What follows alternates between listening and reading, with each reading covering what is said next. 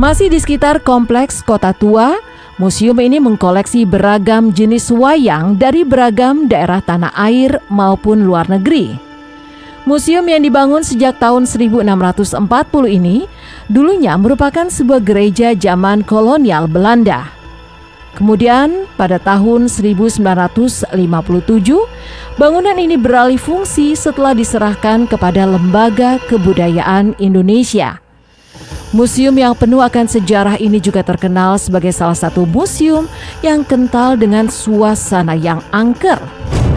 Bahkan seringkali ada kejadian aneh yang membuat para pengunjung takut. Saat memasuki museum ini, mungkin dari luar terlihat biasa saja.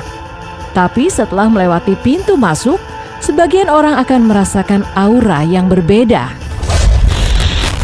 Menurut legenda, ternyata sering ada sosok wanita berjubah merah yang muncul di area pintu masuk. Konon di sini menjadi spot angker yang sering dirasakan oleh pengunjung saat awal memasuki museum wayang. Sosok wanita berjubah merah ini juga pernah dilihat oleh penjaga museum. Biasanya sosok ini akan muncul pada malam hari dari pintu masuk menuju pintu toilet dan kemudian menghilang secara tiba-tiba.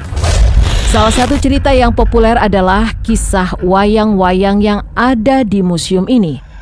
Salah satunya dari Sumatera Utara, yaitu si Gale-Gale.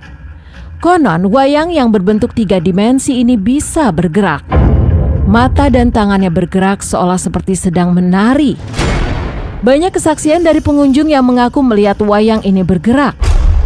Selain itu, ada juga cerita misteri wayang Kanton dari kolektor Tiongkok.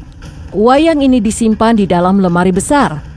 Ketika wayang ini hendak dipindahkan oleh beberapa petugas, konon lemari besar tempat wayang tersimpan tidak bergerak sama sekali.